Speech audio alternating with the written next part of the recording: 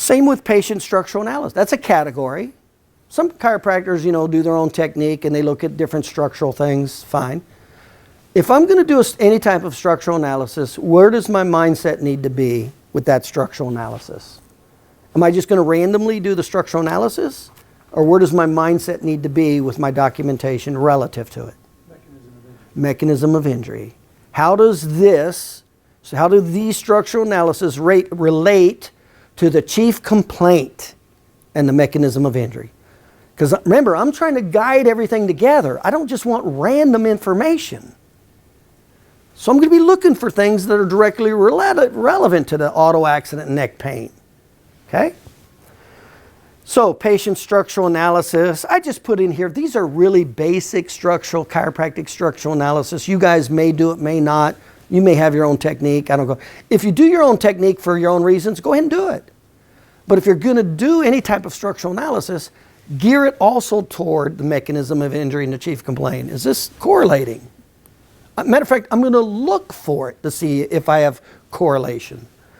So head tilt, head rotation, shoulder elevated, shoulder protruding, spinal curve, ribs rotated, hips level, leg lengths, arches. These are very common rudimentary structural analysis.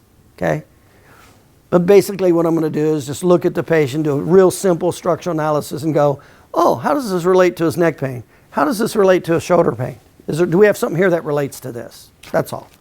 Again, is it a high sensitivity? No. Is it highly relevant? Yeah. Is it probable? Somewhat, not a whole lot. You could or couldn't, depending on when you saw the patient, right? Is it primary or secondary? It's not going to be it's not going to be primary. It's going to be just secondary support to everything else you're doing. That's all. And it's a different category. You'll see as we go along that if you have this you're trying to support, it not only helps if you have primary and secondary, but it helps if you have all these other categories that point to it. Muscle test, nerve test, structural test, dynaram, x-rays, blood test. The more of these diverse categories, obviously the more of the diverse categories you have in the objective category is way better than hybrid. But I'll take different categories in all of them. I'll pay attention. Different categories give weight to what's going on and importance.